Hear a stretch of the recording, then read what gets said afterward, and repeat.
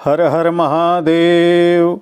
आज की यह वीडियो उन सब के लिए महत्वपूर्ण है जो लोग पूजा पाठ करते हैं, कराते हैं, व्रत उपवास करते हैं, घरों में जिनके मंदिर है, जो अपने घर में देवताओं की पूजा करते हैं, देवता का स्थान है, उन सब को यह वीडियो ज़रूर देखनी चाहिए।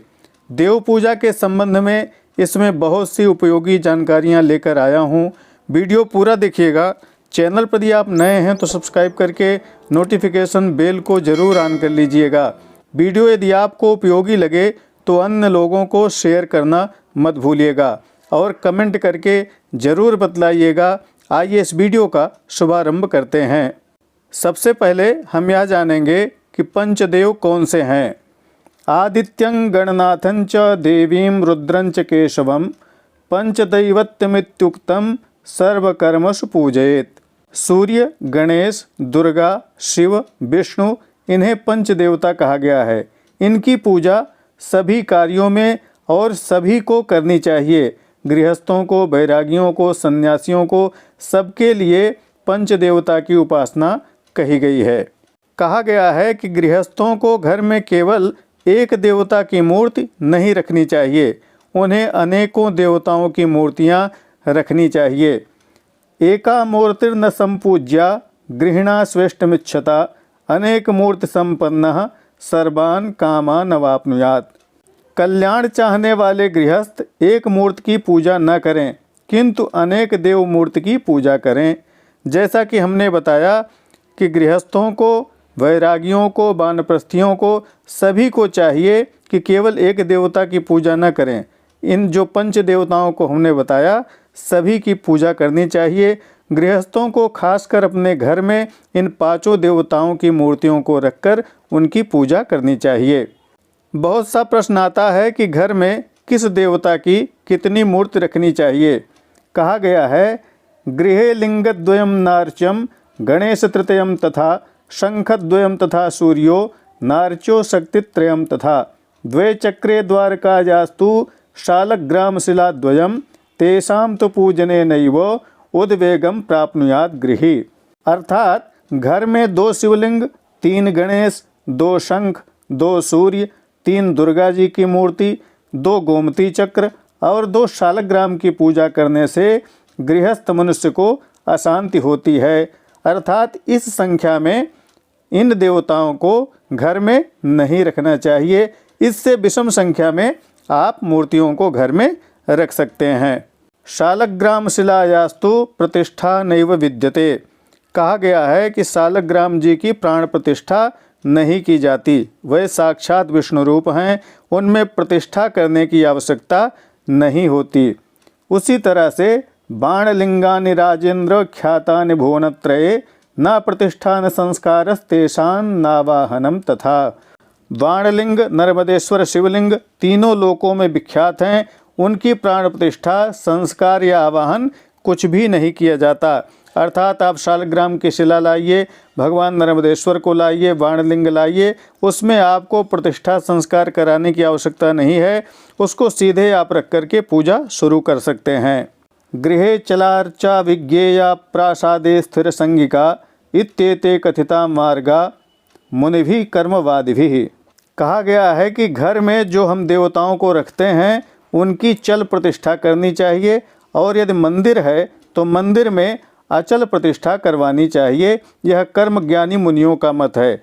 घर के अंदर जो हम देवी देवताओं की मूर्तियां रखते हैं उसको हमेशा चल प्रतिष्ठा करनी चाहिए और जो मंदिर इत्यादि में मूर्तियां रखते हैं उसकी अचल प्रतिष्ठा करनी चाहिए, ऐसा मुनियों का मत है।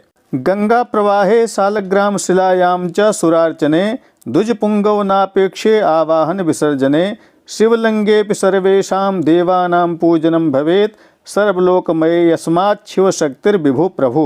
कहा गया है कि गंगा जी में, शालग्राम शिला में तथा शिवलिंग में सभी देवताओं का पूजन बिना आवाहन विसर्जन के किया जा सकता है।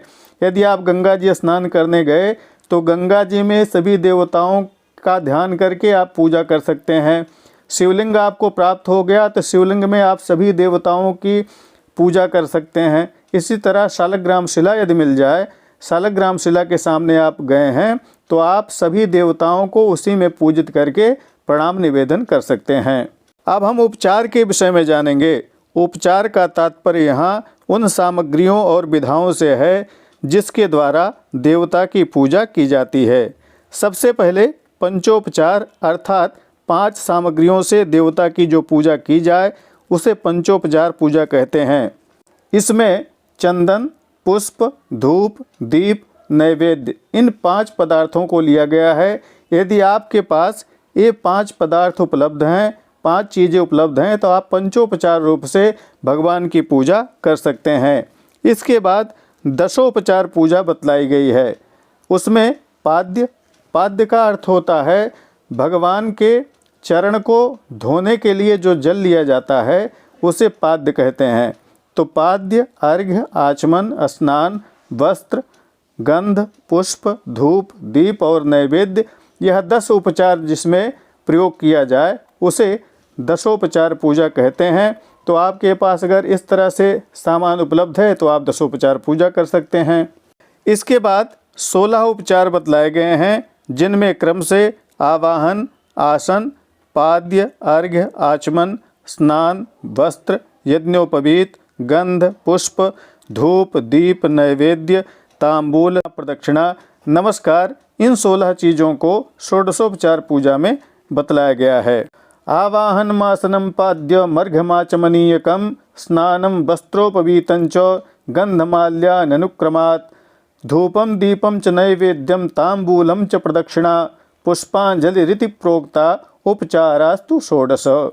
इस तरह से षोडशोपचार पूजा की विधि बतलाई गई है। जब भी हमें पूजा करनी हो तो अपनी श्रद्धा सामर्थ्य के अनुसार पंचोपचार, दशोपचार या षोडशोपचार पूजा सामग्री की व्यवस्था करके पूजा करनी चाहिए। यही पूजा की शास्त्रीय विधि है। पूजा के संबंध में आगे और भी वीडियो लाने का प्रयास करूंगा। वीडियो आपको कैसी लगी कमेंट करके ज़रूर बतलाइएगा। शेयर, लाइक करना मत भूलिएगा। प्रामाणिक व्रत, पर्व, त्योहार, ज्योतिष, वास्तु तथा ग्रह बाधा निवारण संबंधी जानकारियों के लिए बने रहें हमारे साथ। नमस्कार। जय विश्वनाथ।